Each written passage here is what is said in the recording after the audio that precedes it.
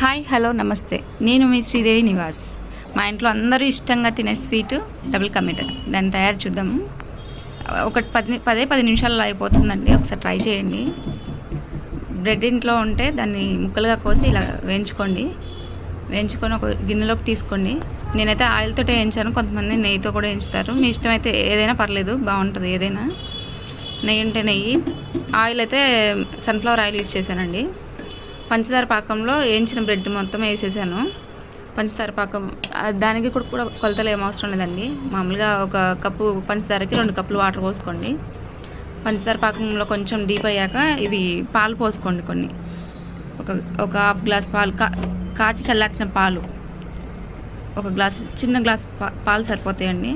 అలా కలుపుకొని మొత్తం కలిసేలాగా అదంతా షుగర్ సిరప్ మొత్తం ఆ బ్రెడ్ ముక్కలు పట్టుకునేలాగా కొంచెం సేపు పొయ్యి మీద అలాగే ఉంచండి.